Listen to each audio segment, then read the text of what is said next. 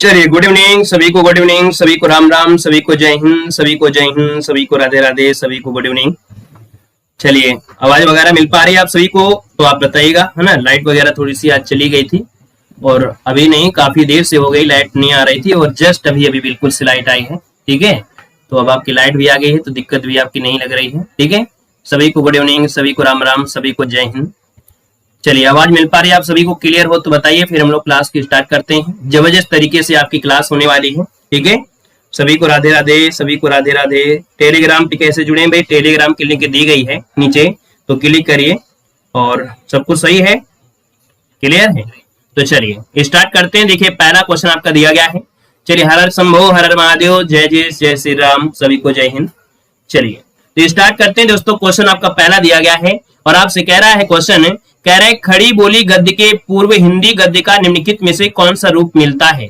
दोस्तों 1 को ऑप्शन देना है और आपका जो आंसर बनेगा इनमें से राइट क्या हो जाएगा, यहाँ पर जवाब देना है। कह रहा है आपसे यहाँ पर क्वेश्चन कि खड़ी बोली गद्य के पूर्व हिंदी गद्य का निम्नलिखित में से कौन सा रूप मिलता है। 1 को ऑप्शन की अगर बात करते हैं तो दोस्तों यहाँ पर देखिए, राजस्थानी गद्य, ब्रजभाषा गद्य और दक्षिणी गद्य, अर्थात ऑप्शन दोस्तों डी नंबर जिसका आ रहा है यहाँ पर राइट आंसर आपका डी नंबर बन जाएगा दोस्तों। ठीक है, सभी को जय हिंद, सभी को जय हिंद। अगला क्वेश्चन यहाँ पर देखो दिया गया है, कह रहा है खड़ी बोली गद्य का प्राचीनतम जो प्रमाण मिलता है वो किस रचना में मिलता है। यहाँ पर जवाब देना है कि खड़ी बोली हिंदी गद्य का जो प्राचीनतम प्रमाण है वो किस रचना में मिलता है। 2 को ऑप्शन में से क्या हो जाएगा। तो 2 की अगर बात करते हैं तो दोस्तों ऑप्शन क्या हो जाएगा, यहाँ पर जो ऑप्शन ए है, याद रखिएगा, चंद छंद वर्णन की जो महिमा है इसमें से प्राचीनतम गद्य का प्रमाण मिलता है, ऑप्शन बनेगा यहाँ पर ए नंबर इसका राइट हो जाएगा, ए नंबर आपका बन जाएगा दोस्तों, याद रखिएगा। ठीक है ना। गंग की अगर बात करते हैं तो गंग कवि का वास्तविक नाम था गंगाधर। क्या नाम था? गंगाधर था दोस्तों, जो कि अकबर के दरबारी कवि थे। यहाँ पर आगे बढ़िए, क्वेश्चन आपसे अगला पूछा गया है। कह रहा है क्वेश्चन नंबर आपका 3 दिया गया है कि हिंदी निबंध का वास्तविक उदय माना जाता है। हिंदी निबंध का वास्तविक उदय जो माना जाता है वो किसे माना जाता है, यहाँ पर ऑप्शन देना है। तो हिंदी निबंध का वास्तविक उदय मानते हैं दोस्तों 3 का ऑप्शन बनेगा बी नंबर आपका भारतीय युग से। किससे मानते हैं? भारतीय युग, जिसको ऑप्शन आ रहा है बी नंबर आपका राइट हो जाएगा। ठीक है ना। यहाँ पर आगे बढ़िए, क्वेश्चन आपसे अगला पूछा गया है और यहाँ पर देखो कह रहा है क्या, यहाँ पर अगला क्वेश्चन आपसे कह रहा है, क्वेश्चन नंबर आपका 4 दिया गया है। नमस्ते भैया, नमस्ते, गुड इवनिंग सभी को, नमस्ते। कह रहा है गद्य यदि, कह दिया है गद्य यदि कवियों की कसौटी है तो निबंध गद्य की कसौटी है। यह कथन किसका है? कह रहा है गद्य यदि कवियों की कसौटी है तो निबंध क्या है, गद्य की कसौटी है। यह जो कथन कहा है वो किसने कहा है? तो ये है आपके रामचंद्र शुक्ल, जो कि ऑप्शन बनेगा यहाँ पर आपका सी नंबर है, रामचंद्र शुक्ल आपका आंसर है, राइट हो जाएगा। नेक्स्ट क्वेश्चन को आते हैं। क्वेश्चन आपसे दिया गया है कि अकाल का पर्यायवाची क्या होता है। अकाल का पर्यायवाची क्या होता है, यहाँ पर आंसर देना है। वीडियो को भैया लाइक शेयर कर दीजिएगा, है ना, जितने लोग यहाँ पर आ गए हैं, जितने लोग यहाँ पर जुड़ गए हैं, है ना। तो एक बार सभी लोग वीडियो को लाइक करिएगा। अगर ऑफलाइन देखते हैं तो ऑफलाइन भी यहाँ पर लाइक करें, है ना। और जितने लोग यहाँ पर जुड़े हैं अपने दोस्तों को भी, है ना, अपने रिश्तेदारों को भी शेयर कर दीजिएगा। ठीक है, सभी लोग एक बार वीडियो को लाइक कर दीजिएगा, है ना, क्योंकि काफी लोग तो भैया भूल जाते हैं, उनको याद दिलाना पड़ता है। तो सब लोग वीडियो को लाइक कर देगा। नमस्ते सभी को, नमस्ते। कह रहे हैं अकाल का पर्यायवाची दोस्तों 5 नंबर में लगभग देखा जाए इसका जवाब दोस्तों यहाँ पर सबका जवाब आया है, अकाल का होता है दुर्भिक्ष। क्या होता है? दुर्भिक्ष होता है। और भी इसके पर्यायवाची होते हैं, जैसे सूखा हो गया, अनावृष्टि हो गया, दुष्काल हो गया, कुकाल भी हो गया, ये सब आपके पर्यायवाची इसी के होते हैं। ठीक है ना। आगे बढ़िए, क्वेश्चन आपसे अगला पूछा गया है। कह रहे हैं निम्नलिखित में से अच किस शब्द का पर्यायवाची है। बताइएगा अच जो पर्यायवाची है वो किस शब्द का है। चलिए बताइएगा अच जो पर्यायवाची हो आपका किसका है, आप आंसर है राइट क्या हो जाएगा। सभी को धन्यवाद, सभी को वेलकम है, सभी को वेलकम है और सभी को जय हिंद। और सब लोग पढ़ाई पर ध्यान दें, है ना। जय हिंद तो पूरी क्लास में लोग करते रहेंगे। यहाँ पर 6 नंबर आपसे दिया गया है। तो अच जो होता है दोस्तों आपका सी नंबर है, आंख का होता है। किसका? आंख का होता है। और आंख के पर्यायवाची में दोस्तों चक्ष भी होता है, नयन भी होता है, दृष्टि भी होता है, नेत्र होता है, लोचन भी होता है ना। ऑप्शन सी हो जाएगा। यहाँ पर आगे बढ़िए, क्वेश्चन आपसे अगला पूछा गया है। कह रहा है आधुनिक हिंदी साहित्य की पहली आत्मकथा के लेखक कौन माने जाते हैं। दोस्तों दिया है आधुनिक हिंदी साहित्य की पहली आत्मकथा के लेखक कौन माने जाते हैं। तो दोस्तों ये है आपके हरिवंश राय बच्चन। कौन है? ऑप्शन ए नंबर है हरिवंश राय बच्चन, जिसका ऑप्शन आ रहा है बिल्कुल राइट हो जाएगा। आपको याद होगा क्या भूलूं क्या याद करूं, है ना। क्या भूलूं क्या याद करूं, ये आपके इसके लेखक है दोस्तों, याद रखिएगा। इसका ऑप्शन बनेगा यहाँ पर ए नंबर है। और आगे बढ़िए, क्वेश्चन आपसे अगला पूछा गया है।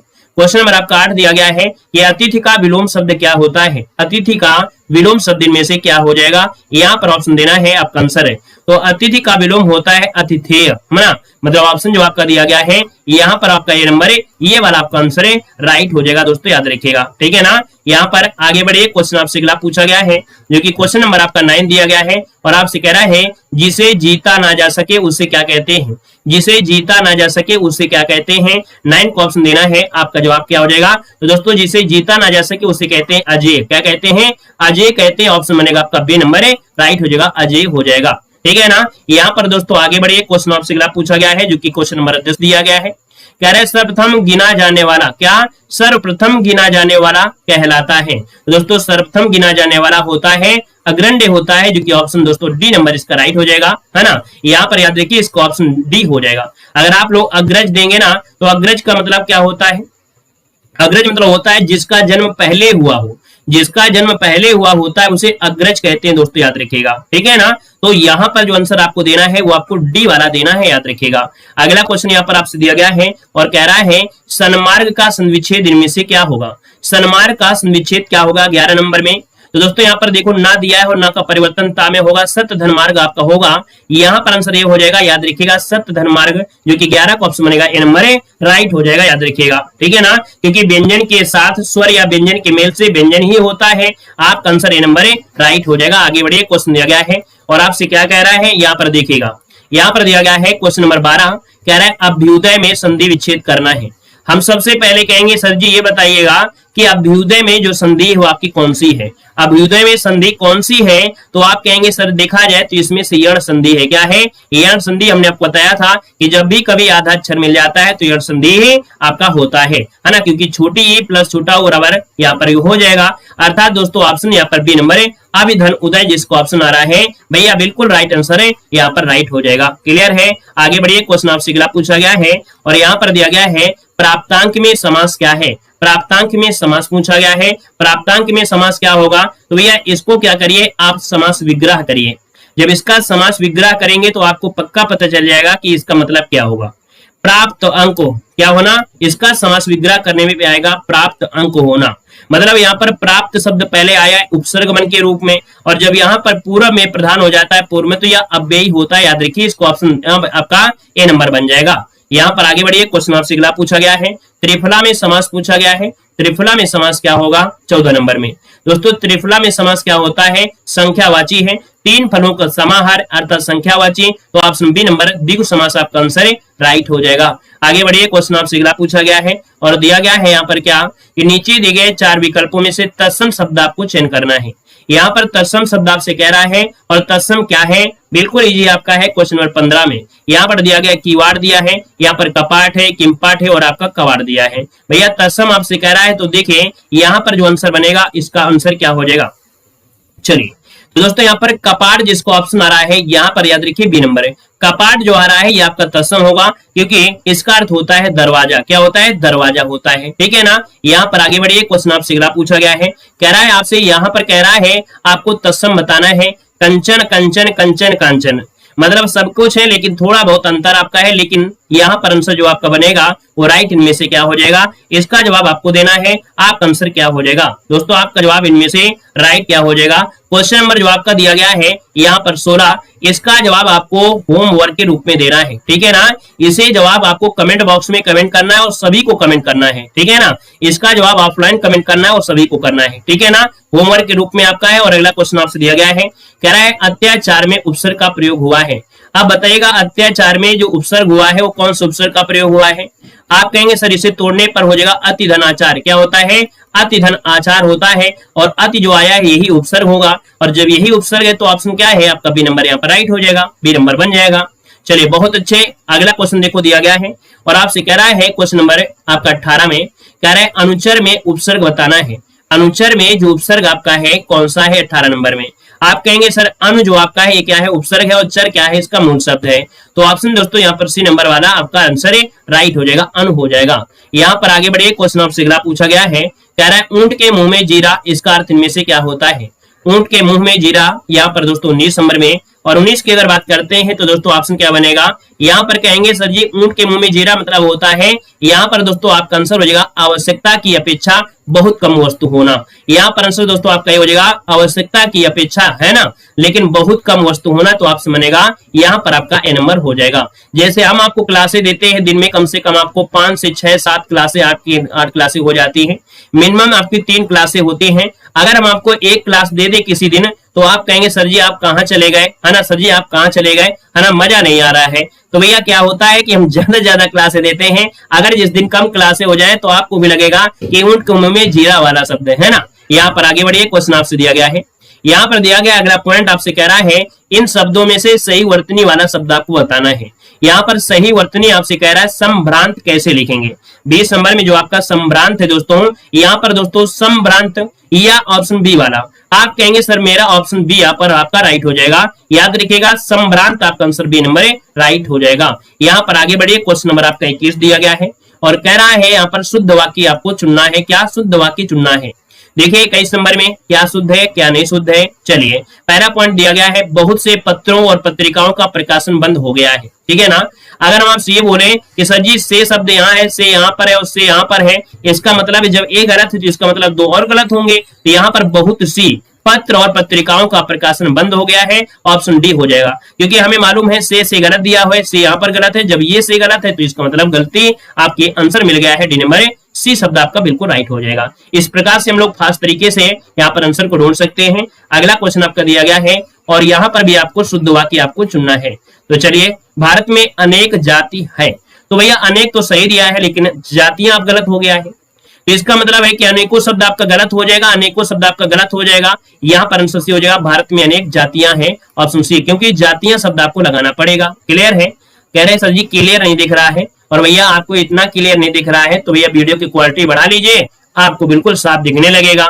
जब 100 लोगों के आंसर आ रहे हैं तो भैया आपको नहीं दिख रहा है, इसका मतलब है कि आपको थोड़ी समस्या आपकी होगी मोबाइल में, ठीक है ना। तो क्वालिटी बढ़ा लीजिएगा। नेक्स्ट क्वेश्चन को आइएगा, क्वेश्चन दिया गया है, कह रहा है आपसे यहाँ पर क्या कह रहा है, आपसे पद्यांश में प्रयुक्त अलंकार आपको चुनना है। कह रहे उधो मेरा हृदय तल था एक उद्यान न्यारा, यहाँ पर क्या है समझने वाला है। कल्पना और क्यारियां दिया गया है, उपमेय और उपमान एक साथ आपका दिया गया है। यहाँ पर क्या है आपका जो आंसर है वो आपका बी बन जाएगा, रूपक अलंकार आपका आंसर है, राइट हो जाएगा। इसमें वाचक और साधक धर्म लुप्त हो गए, उपमेय और उपमान में अभेद का भाव प्रकट हो गया है, इसलिए आपका आंसर बी नंबर राइट हो जाएगा है। आगे बढ़िए, क्वेश्चन दिया गया है, यहाँ पर दिया गया है आपसे कह रहा है भैया यहाँ पर भी अलंकार कि भूरि भूरि भेद भूमि से भाग दिया। भैया 24 नंबर आप देखते ही दौड़ा देंगे, आप कहेंगे सर इसका अनुप्रास अलंकार होगा, क्योंकि भा वर्ण की आवृत्ति यहाँ पर सब जगह हुई है, तो आपका आंसर सी नंबर राइट हो जाएगा। देखते ही आप लोग यहाँ पर दौड़ा देंगे। आगे बढ़िए, क्वेश्चन आपसे दिया गया है और आपसे कह रहा है कि मोर का पर्यायवाची इनमें से क्या है। कह रहा है आपसे कि मोर का पर्यायवाची इनमें से कौन सा है 25 नंबर में। तो मोर का पर्यायवाची क्या हो जाएगा, मोर का पर्यायवाची दोस्तों यहाँ पर देखिए केकी होता है। क्या होता है, केकी होता है, केकी होता है, तो आपका आंसर क्या हो जाएगा, यहाँ पर सी हो जाएगा। और भी होता है जैसे सीखी, या देखिए मोर के पर्यायवाची पूछी भी आती है, जैसे सीखी है तो भी क्या होता है मोर का ही पर्यायवाची होता है ना। यहाँ पर दोस्तों कलापी हो गया, क्या कलापी अगर होता है तो भी आपका आंसर है यहाँ पर हो जाएगा कलापी हो जाएगा, ठीक है ना। मयूर तो आप लोग जानते हैं, एक शब्द होता है शिखंडी, क्या होता है शिखंडी होता है, शिखंडी, और ये शिखंडी भी आपका इसी का पर्यायवाची होता है, नीलकंठी भी होता है। यहाँ पर आगे बढ़िए, क्वेश्चन आपसे अगला पूछा गया है और आपसे कह रहा है उड़ती चिड़िया के पंख गिनना। यहाँ पर क्वेश्चन 26 नंबर आपको जवाब देना है, उड़ती चिड़िया के पंख गिनना। कभी आपने देखा होगा गांव में लोग काफी ऐसे कहते हैं, कह रहे हैं भैया क्या, यहाँ पर देखिए अनुभवी होना, है ना। यहाँ पर जो आपका आंसर है वो आपका सी नंबर इसका राइट हो जाएगा। दोस्तों याद रखिएगा, अनुभव होना ऑप्शन बी नंबर राइट हो जाएगा। अगला क्वेश्चन दिया गया है और आपसे कह रहा है वणिक का तद्भव क्या होता है। वणिक का तद्भव पूछा गया है, भैया वणिक का तद्भव पूछा गया है, हुआ का परिवर्तन बा में होता है, याद रखिएगा, ठीक है भैया। 24 में क्या दिक्कत है, यहाँ पर वणिक का तद्भव पूछा गया है, वणिक का तद्भव क्या होगा, तो आप कहेंगे हुआ का परिवर्तन बा में होता है और बा एक वाला दिया है, तो बनिए इसका आंसर राइट हो जाएगा, बी नंबर बन जाएगा। यहाँ पर आगे बढ़िए, क्वेश्चन आपसे अगला पूछा गया है और आपसे कह रहा है कि हे खग मृग मधुकर श्रेणी तुम देखी सीता मृगनयनी में रस कौन सा है, यहाँ पर 28 नंबर में। तो दोस्तों 28 की अगर हम बात कर लेते हैं तो आपका आंसर क्या होगा, यहाँ पर राम और सीता का क्या हो गया है, वियोग हो गया है, और भगवान राम यहाँ पर जिससे पाते हैं सबसे कहते हैं कि सीता को क्या आपने देखा है, चाहे वो पक्षी मिले चाहे कोई भी मिलते हैं। तो यहाँ पर आंसर क्या हो जाएगा, यहाँ पर दोस्तों 28 को ऑप्शन क्या बनेगा, यहाँ पर डी हो जाएगा, वियोग श्रृंगार है ना। अच्छा, कुछ लोग कह रहे हैं सर जी 24 नंबर में कह रहे हैं सर जी यमक अलंकार होगा, लेकिन आप बताइए यमक अलंकार किस हिसाब से होगा भाई, क्या दिमाग लगा रहे हैं, कौन सी दिमाग का प्रयोग कर रहे हैं कि आप यहाँ पर यमक लगा रहे हैं, बताइए कोई दिमाग अगर है तो बताइए जल्दी से, कौन से दिमाग का प्रयोग करके आप यहाँ पर यमक बता रहे थे। भैया भूरी भूरी दिया है, भैया भूरी भूरी को मतलब निकालेंगे क्या जबरदस्ती, लेकिन यहाँ भी भा है, यहाँ भी भा है, यहाँ भी भा है, इतना तो आपको दिख ही रहा है कि जब हर जगह भा दिख रहा है और भूरी भूरी का मतलब नहीं निकाल रहे हैं तो भैया हम लोग सी नंबर यहाँ पर लगा देंगे। जो साफ दिख रहा है तो उसको तो आप सही कर सकते हैं, है ना। कौन सा दिमाग लगाए हैं बता दीजिए भैया, हमको भी थोड़ा सा हमें भी पता चले कि हो सकता है कि आपके दिमाग के अनुसार कौन सी चीज पर फोकस कर रहे हैं, ठीक है ना। तो जवाब दे दीजिएगा। यहाँ पर दिया गया है मैया मैं तो चंद खिलौना ले हूं, यहाँ पर रस बताना है। चलिए बताइए क्या हो जाएगा, मतलब जो सरल होता है उसमें कंफ्यूजन होता है और कठिन होता है वो आता ही नहीं है, इसका मतलब उस चुप रहते होंगे। जब सरल में कंफ्यूजन होता है तो कठिन में तो आप चुप रहते होंगे भाई, है कि नहीं। चलिए नमस्ते नमस्ते। देखो दिया मैया मैं तो चंद्र खिलौना, दोस्तों हमने बताया है कि चंद्र और खिलौना मतलब यहाँ पर क्या है, उपमेय और उपमान है। दोस्तों याद रखिएगा कि एक पास की वस्तु होना चाहिए और एक दूर की वस्तु होना चाहिए। याद रखिएगा जब आपका आंसर होता है कौन, रूपक अलंकार, तो रूपक अलंकार में उपमेय उपमान एक पास की होती है और दूर की होती है, तब होता है रूपक अलंकार। लेकिन यहाँ पर आपसे पूछा है रस, क्या पूछा है, रस पूछा है। अब जब रस की बात कर दिया है तो आप कहेंगे सर जब माता की बात करें और पुत्र की बात करें तो असल रस ही होगा, यहाँ पर आंसर नंबर राइट हो जाएगा। आप मेला देखने जाएं और बच्चा अगर क्या हो जाए, बच्चा अगर परेशान हो गया कि नहीं मैया मैं तो भैया यही लूंगा, मैं तो यही लूंगा, चाहे लूट जाओ मिट्टी में चाहे कुछ भी, बच्चा लेकर ही मानता है। तो भैया ये क्या होता है, एक वासन होता है, ठीक है। यहाँ पर आगे बढ़िए, क्वेश्चन दिया गया है, कह रहा है छंद शास्त्र के जो प्रणेता है वो आपके कौन माने जाते हैं।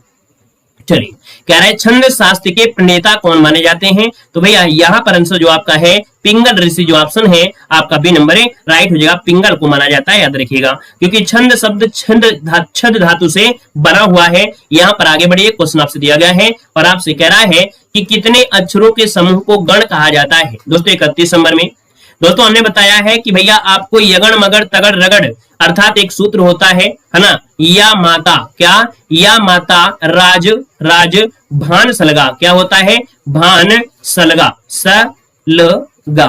तो दोस्तों ये हो गया क्या, आपके जगड़ मगड़ तगड़ रगड़ सगड़ सब आपको इसी में आपको मिल जाएंगे। तीन अक्षर को आपको मिलाना है ना, तीन अक्षर को आपको मिलाना है और जब तीन अक्षर मिलाएंगे तो आपके यहाँ पर 8 गण बन जाएंगे, यगड़ मगड़ तगड़ रगड़ जगड़ भगड़ नगड़ सगड़ लगड़, ये सब आपको होंगे, है ना। यहाँ पर याद देखिए आपका जो आंसर होगा बी नंबर राइट हो जाएगा। यहाँ पर आगे बढ़िए, क्वेश्चन आपसे अगला पूछा गया है, यहाँ पर दिया है रित का विलोम क्या होता है। दोस्तों 32 नंबर में आपसे कह रहे हैं रित का विलोम क्या होता है, और रित का होता है अनृत होता है, जो कि ऑप्शन बनेगा यहाँ पर ए नंबर राइट हो जाएगा। दोस्तों यहाँ पर आगे बढ़िए, क्वेश्चन आपसे अगला पूछा गया है और कह रहा है कि पति द्वारा परित्यक्त स्त्री को क्या कहा जाता है, यहाँ पर ऑप्शन देना है। और भैया वीडियो को भी लाइक शेयर करेंगे तो थोड़ा अच्छा लगता चले, है ना। एक बार जितने लोग यहाँ पर शेयर नहीं जुड़े हैं, है ना, जितने लोग यहाँ पर जुड़े हैं तो भैया सभी लोग एक बार वीडियो को लाइक करिएगा, है ना। लाइक की संख्या इतनी पहुंचाइए जितने लोग आप लोग जुड़े हुए हैं, ठीक है ना, तो हमें भी अच्छा लगे, है ना। एक बार जितने लोग जुड़े हैं सभी लोग वीडियो को लाइक करेंगे, शेयर भी करेंगे, ठीक है। तो दोस्तों यहाँ पर देखो पति का परिपक्व स्त्री आपका दिया गया है, तो भाई आपका आंसर यहाँ पर 33 में जो बनेगा वो सी हो जाएगा, परित्यक्तता होता है, ऑप्शन सी हो जाएगा, यहाँ पर परित्यक्तता होता है। आगे बढ़िए, क्वेश्चन दिया गया है, यहाँ पर दिया गया है कह रहा है आपसे कि जो दोनों हाथ से तीर चलाता है, जो दोनों हाथ से तीर चलाता है उसे क्या कहते हैं। तो दोस्तों इसे कहा जाता है सब्यसाची, क्या बोलते हैं, इसे बोलते हैं सब्यसाची कहा जाता है। याद रखिएगा जो जड़ और निविष्ट हो गया हो उसे स्तब्ध कहते हैं, है ना। यहाँ पर आंसर आपका बी बनेगा। और आगे बढ़िए, क्वेश्चन दिया गया है, यहाँ पर क्वेश्चन आपका अगला है सर्वनाम के भेद बताना है। सर्वनाम के भेद कितने होते हैं, यहाँ पर आंसर लॉक करना है कि सर्वनाम के भेद कितने होते हैं। जब भेद पूछे तो आपको बताना है सर जी 6, कितने, यहाँ पर 6 होते हैं, पुरुषवाचक, निश्चयवाचक, अनिश्चयवाचक, संबंधवाचक, प्रश्नवाचक और निजवाचक। तो ऑप्शन क्या बनेगा, यहाँ पर डी नंबर आपका राइट हो जाएगा। आगे बढ़िए, क्वेश्चन आपसे अगला पूछा गया है, यह कौन सा सर्वनाम है, क्या यह कौन सा सर्वनाम है? यहाँ पर 36 को ऑप्शन देना है। तो आप कहेंगे सर यह वह, है ना, ये जो आपके सर्वनाम होते हैं ये निश्चय होते हैं कि यह मेरा घर है, वह तुम्हारी दुकान है ना। तो आपका आंसर यहाँ पर बनेगा निश्चय। क्या बनेगा? निश्चय बन जाएगा, याद रखिएगा निश्चय बनेगा। लेकिन सी यहाँ पर ऊपर है, याद रखिएगा निश्चय बनेगा। आगे बढ़िए, क्वेश्चन आपसे दिया गया है और आपसे कह रहा है कि विशेषण किस शब्द की विशेषता बताते हैं? विशेषण किस शब्द की विशेषता बताते हैं दोस्तों 37 नंबर में? तो जो विशेषण होते हैं या तो संज्ञा की बताएंगे या तो सर्वनाम की बताएंगे। तो आपका जो आंसर है आपका सी नंबर है, राइट हो जाएगा। संज्ञा या सर्वनाम की विशेषता बताने वाले शब्दों को विशेषण कहा जाता है। आगे बढ़िए, क्वेश्चन दिया गया है, कह रहा है जिस शब्द की विशेषता बताई जाए, वेरी वेरी एमपी क्वेश्चन दिया गया है। यहाँ पर दोस्तों बताइएगा कि जिस शब्द की विशेषता बताई जाए उसे क्या कहते हैं? दोस्तों उसे कहा जाता है विशेष। क्या कहते हैं? उसे विशेष कहते हैं। मान लो यहाँ पर बोल दें, क्या बोल दें, माना कि यहाँ पर क्या है, कुत्ता काला है। क्या है? कुत्ता काला है। तो भैया किसकी बात हो रही है? आप कहेंगे सर कुत्ते की बात हो रही है। तो कुत्ता यहाँ पर क्या है? विशेष से है, और कैसा है? तो काला है। तो यहाँ पर बात हो रही थी कुत्ते, और कुत्ता हो गया विशेष। समझ गए होंगे। आगे बढ़िए, क्वेश्चन आपसे दिया गया है, यहाँ पर दिया गया है, कह रहा है निम्न प्रश्नों में से वाक्य में कौन सा अव्यय है ना? मैंने उसे देखा तक नहीं, मैंने उसे देखा तक नहीं। तो भैया यहाँ पर देखा जाए तो यह जो तक शब्द दिया गया है, तक शब्द दिया है, ये है आपका निपात। और निपात क्या होते हैं? अव्यय होते हैं। इनका प्रयोग वाक्य को सुंदर बनाने के लिए करते हैं, है ना। तो यहाँ पर आंसर आपका डी वाला आपका आंसर है, राइट हो जाएगा दोस्तों, याद रखिएगा, ठीक है ना। यहाँ पर आगे बढ़िए, क्वेश्चन आपसे अगला पूछा गया है जो कि प्यारा क्वेश्चन दिया गया है। कह रहा है कि निम्न प्रश्नों में से वाक्य में कौन सा अव्यय यहाँ पर दिया है? वह दिन भर पढ़ता रहा। अब आप बताइए 40 नंबर में ऑप्शन क्या कर दें? तो यहाँ पर भर शब्द आया है, ये भी एक्स्ट्रा है और ये भी आपके एक्स्ट्रा है, तो ये भी निपात हो गया। तो आपने पहले में नहीं सही किया तो इसमें आप सही कर दीजिए बी नंबर में। आगे बढ़िए, क्वेश्चन आपसे दिया गया है और आपसे कह रहा है क्या आप यूपीएसआई की तैयारी कर रहे हो, है ना, चाहे आप बॉर्डर की तैयारी कर रहे हो, चाहे आप पुलिस की तैयारी कर रहे हो, चाहे आप किसी भी तैयारी कर रहे हैं, लेकिन अगर आपकी एग्जाम में हिंदी आती है ना, आपकी एग्जाम में अगर हिंदी आती है तो आप क्लास लीजिए आराम से। आपके पास जो भी मॉडल पेपर हो, दुनिया का कोई भी मॉडल पेपर, उसे उठा कर देखिए, उसको सॉल्व कर देखिएगा, आपको लगेगा कि जो हम क्लास में पढ़ रहे हैं सर से, उसमें से आपको मिल रहा है, ठीक है। तो दोस्तों दिया गया है हिंदी में कितने वचन होते हैं? आप कहेंगे सर हिंदी में वचन होते हैं, दो ही होते हैं, या तो एक वचन होगा या तो आपका बहुवचन होगा। तो ऑप्शन लगाएंगे, आपका ए नंबर हो जाएगा। यहाँ पर लेकिन एक शब्द होता है क्या कि जब कभी नपुंसक की बात आ जाती है ना, जब मंत्री की बात करें किसी की तो नपुंसक होता है, तो भैया वो आयोग के अनुसार होता है। यहाँ पर आंसर आप ए लगाइएगा। आगे बढ़िए, क्वेश्चन दिया गया है, यहाँ पर दिया गया है इनमें से एक वचन और बहुवचन का कौन सा युग्म सही नहीं है? आप कहेंगे सर 42 नंबर में देखें, घोड़ा का घोड़े होता है, गली का गलिया होता है, या गलियों कर दीजिए, चिड़िया का चिड़िया होता है, लेकिन आंसू को आंसू ही होता है, याद रखिएगा। जो आंसू होता है, आंसू का आंसू ही होता है, याद रखिए, आंसू का आंसू ही होता है। जैसे कि चाकू का चाकू होता है ना, चाकू का चाकू ही होता है, याचना का याचना ही होता है, याद रखिए, मामा का मामा ही होता है। तो याद रखिए इनका परिवर्तन नहीं होता है, याद रखिएगा, ठीक है। तो ऑप्शन बी लगाना है, याद रखिएगा। बोलते जरूर है आप आंसुओं, है ना, मेरे दिल के अरमान आंसुओं से बह गए, लेकिन नहीं, बह गए आंसू ही होगा, आंसू नहीं होगा, ठीक है ना। यहाँ पर आगे बढ़िए, क्वेश्चन आपसे दिया गया है, कह रहा है कारक का अर्थ क्या होता है? कारक का जो अर्थ होता है क्या होता है 43 में? तो दोस्तों कारक का अर्थ होता है कि संज्ञा का सर्वनाम और सर्वनाम का क्रिया से संबंध सूचित कर देता है। संज्ञा का सर्वनाम से और सर्वनाम का क्रिया से, मतलब ऑप्शन दोस्तों आपका सी नंबर है, राइट हो जाएगा दोस्तों, याद रखिएगा। अरे भैया एसएससी जीडी हमने बोला है कि दुनिया का कोई भी एग्जाम हो तो एसएससी जीडी क्या होता है? खाक है वो। बोला है कि दुनिया का कोई भी एग्जाम हो सब में आपके हिंदी आएगी, लेकिन बस बीच में कमेंट करना है कि एसएससी जीडी के लिए होगा क्या? जब दुनिया का बोल दिया है तो फिर आपकी एसएससी जीडी तो बिल्कुल छोटी सी बात है ना। तो जब दुनिया की बात कर ली है तो फिर कॉपी पेस्ट करना बेकार है। बोला है दुनिया की जब बात हो रही है तो भी आपकी एसएससी जीडी तो बिल्कुल कूड़ा है, उसकी भी तैयारी करिए, कोई दिक्कत नहीं। हिंदी आती है आप तैयारी करिए, हिंदी आती है आप कोई प्रैक्टिस उठा के देखिए, ठीक है। चलिए यहाँ पर देखो अगला क्वेश्चन दिया गया है और आपसे कह रहा है कि कारक के कितने भेद होते हैं? कारक के कितने भेद होते हैं 44 नंबर में आपको जवाब देना है। तो कारक के कितने भेद होते हैं 44 नंबर में? तो 44 का ऑप्शन दोस्तों क्या हो जाएगा? यहाँ पर देखिए आपका जवाब हो जाएगा डी नंबर, 8 भेद होते हैं। कितने? 8 होते हैं, ऑप्शन डी नंबर है, राइट हो जाएगा दोस्तों, याद रखिएगा, ठीक है ना, क्लियर है। आगे बढ़िए, क्वेश्चन दिया गया है, यहाँ पर दिया गया है कि भारतीय संविधान में शामिल किस भाषा के लिए वर्ष 2011 तक ज्ञानपीठ पुरस्कार नहीं दिया गया। चलिए यहाँ पर बताना है कि ज्ञानपीठ पुरस्कार नहीं दिया गया है, यहाँ पर आंसर आपका राइट इनमें से क्या हो जाएगा। चलिए इसका जवाब देना है, आपका जो आंसर है यहाँ पर राइट क्या हो जाएगा, फटाफट जवाब देना है। चलिए भैया, और देखा जाए तो आपका जो आंसर आ रहा है लगभग सभी का जवाब आ रहा है। 47 नंबर का जो ऑप्शन बनेगा इनमें से क्या हो जाएगा, जल्दी से बताइएगा। यहाँ पर ऑप्शन दोस्तों बी नंबर, ये जो आपका है कौन, सिंधी के लिए, सिंधी के लिए नहीं दिया गया था 2011 तक, ठीक है, ऑप्शन बनेगा बी नंबर। और आगे बढ़िए, क्वेश्चन आपसे अगला पूछा गया है, कह रहा है डॉक्टर रावरी भारद्वाज को किस भाषा में अपने उत्कृष्ट साहित्यिक योगदान के लिए ज्ञानपीठ पुरस्कार के लिए चुना गया है। दोस्तों 48 नंबर में देखिए, ये जो आपके तेलुगु भाषा के हैं, ठीक है ना, जो आपके रावरी भारद्वाज हैं, ये तेलुगु भाषा के लिए इनको ज्ञानपीठ पुरस्कार के लिए चुना गया था। ऑप्शन दोस्तों बी हो जाएगा। और आगे बढ़िए, क्वेश्चन आपसे अगला पूछा गया, यहाँ पर दिया गया है अक्ल पर पत्थर पड़ना, इस मुहावरे का अर्थ देना है। चलिए बताना है कि अक्ल पर पत्थर पड़ना, इस मुहावरे का अर्थ इनमें से राइट क्या हो जाएगा, आपका आंसर बताना है। आप क्या जवाब देंगे, तो आप कहेंगे सर अक्ल पर पत्थर होना मतलब बुद्धि भ्रष्टि होना, है ना। यहाँ पर दोस्तों आपका सी हो जाएगा बुद्धि भ्रष्ट होना, ऑप्शन सी नंबर राइट हो जाएगा। अगला दिया गया गूलर का फूल होना, और बताइएगा गूलर का फूल होना इसका मतलब क्या हो जाएगा, गूलर का फूल होना इसका मतलब क्या होगा, तो आप कहेंगे गूलर का फूल होना मतलब दुर्लभ वस्तु, है ना। यहाँ पर आंसर आपका सी हो जाएगा, गूलर का फूल होना अर्थात दुर्लभ वस्तु हो जाएगा। यहाँ पर आगे बढ़िए, क्वेश्चन आपसे अगला पूछा गया है और क्या कह रहा है यहाँ पर देखिएगा। चलिए तो दोस्तों यहाँ पर देखिए, अगला पॉइंट आपके सामने आ गया है और आपसे कह रहा है द्रौपदी का चीरहरण मुहावरे का अर्थ बताना है। चलिए बताना है कि द्रौपदी का चीरहरण, इस मुहावरे का अर्थ इनमें से राइट क्या हो जाएगा। 3 का ऑप्शन देना है, आपका आंसर क्या होगा, तो आप कहेंगे सर कभी ना समाप्त होना, आपने देखा ही होगा महाभारत, तो कभी ना समाप्त होना, ऑप्शन सी बनेगा।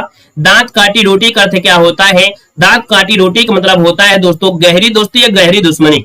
क्या होता है भाई, याद रखिएगा गहरी दोस्ती होता है, याद रखिएगा, ठीक है ना। यहाँ पर कूप मंडूक होना मतलब क्या होता है, कूप मंडूक मतलब होना है यहाँ पर सीमित ज्ञान होना, क्या सीमित ज्ञान होना, क्योंकि जो कुएं का मेढक होता है ना, उसको लगता है दुनिया इतनी बड़ी है ना, उसको लगता है दुनिया तो इतनी बड़ी है जो आपके उसमें रह रहा है, लेकिन जब बाहर निकलता है तो उसको लगता है अरे यार समुद्र भी है ना।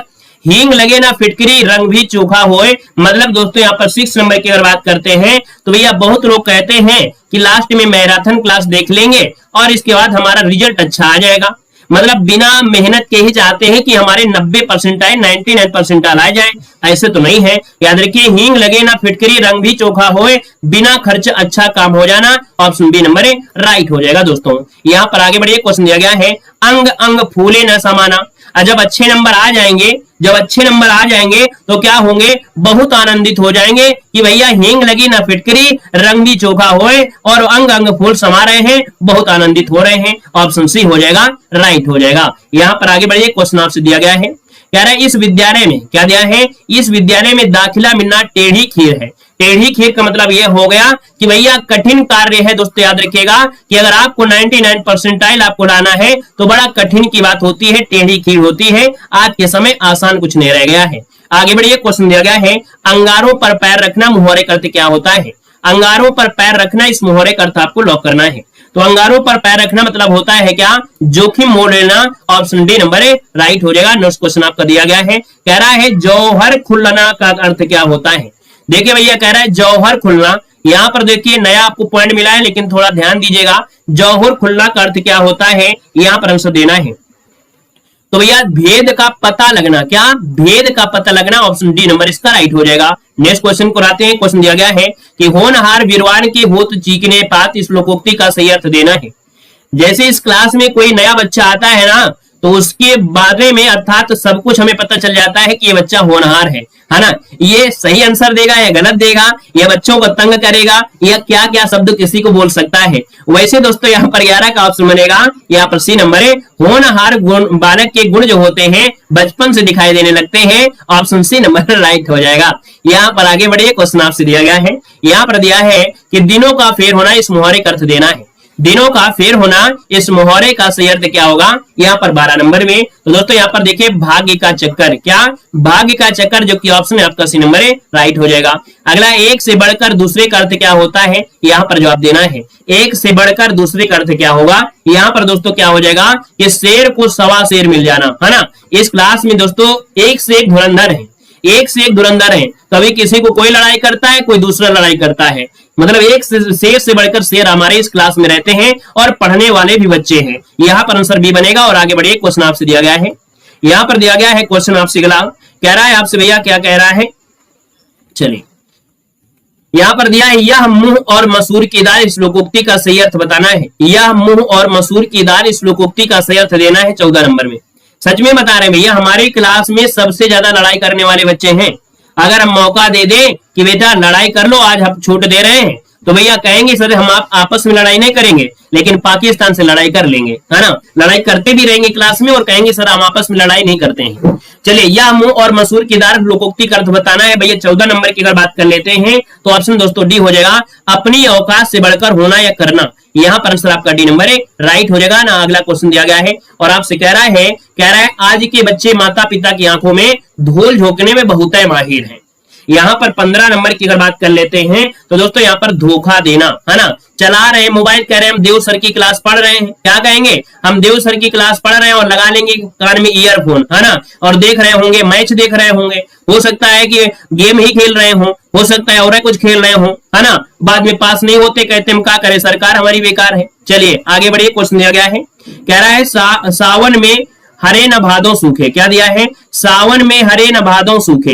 यहाँ पर दोस्तों 16 का ऑप्शन की बात करते हैं तो दोस्तों यहाँ पर सदा एक सी दशा, सदा एक सी दशा, यहाँ पर आंसर डी नंबर है, राइट हो जाएगा। आगे बढ़िए, क्वेश्चन आपसे अगला पूछा गया है, कह रहा है आंखों में अंधों में काना राजा, अंधों में काना राजा लोकोक्ति का अर्थ देना है। तो अंधों में काना राजा मतलब क्या होता है, यहाँ पर आंसर आपका ये हो जाएगा, गुणहीनों के बीच एक गुणवान व्यक्ति, गुणहीनों के बीच एक गुणवान व्यक्ति, जो कि ऑप्शन है यहाँ पर नंबर है, राइट हो जाएगा। जितने भी बच्चे यहाँ पर देख रहे हैं, अगर उनके माता पिता यहाँ पर देख रहे हो तो उनसे रिक्वेस्ट है कि कभी कभी बच्चे को देख लिया करें कि बच्चे पढ़ाई कर रहे हैं कि नहीं कर रहे हैं, ठीक है ना। ये आपका फर्ज भी होता है, क्योंकि मान लेते हैं कि अगर आप नहीं पढ़े लिखे हैं, ठीक है ना, लेकिन अगर आप अपने बच्चे को पढ़ा रहे हैं, ठीक है ना, तो थोड़ा सा यहाँ पर ये जरूर देख लिया करें बच्चे पढ़ रहे हैं कि नहीं पढ़ रहे हैं, या मोबाइल के गेम ही खेल रहे हैं, है ना। उसमें लिखा शब्द आता है तो पढ़ाई है, नहीं लिखा है तो इसका मतलब है कि बच्चा टाइम पास कर रहा है, ठीक है ना। तो थोड़ा डांट पड़ताल रखा करे, ठीक है ना। और आप सभी को, सभी के माता पिता को प्रणाम है। अगला क्वेश्चन आपका दिया गया है 18 नंबर में, कह रहे हैं एड़ियां रगड़ना मुहावरे का अर्थ क्या होता है। बताइएगा कि एड़ियां रगड़ना इस मुहावरे का अर्थ क्या होता है। दोस्तों यहाँ पर देखिए 18 नंबर की अगर बात करते हैं तो ऑप्शन सी हो जाएगा, बहुत दौड़ धूप करना। क्या, बहुत दौड़ धूप करना, यहाँ पर आंसर आपका सी नंबर है, राइट हो जाएगा। अगला क्वेश्चन दिया गया है, क्या रहा है, ध्यान दीजिएगा, कह रहा आपसे कि नीचे लोकोक्तियां और उनके अर्थ दिए गए हैं, इनमें से गलत अर्थ वाली लोकोक्ति का चयन करना है। 19 नंबर की अगर बात कर लेते हैं तो दोस्तों दिया गया है, आगे नाथ न पीछे पगाहा मतलब बंधनहीन। फिर दिया है 3 13 होना मतलब संगठित होना, ऐसा तो नहीं होगा, क्योंकि 3 13 मतलब सब अलग अलग भग रहे हैं, सब अलग अलग हो रहे हैं, मतलब कि संगठित होना नहीं होगा।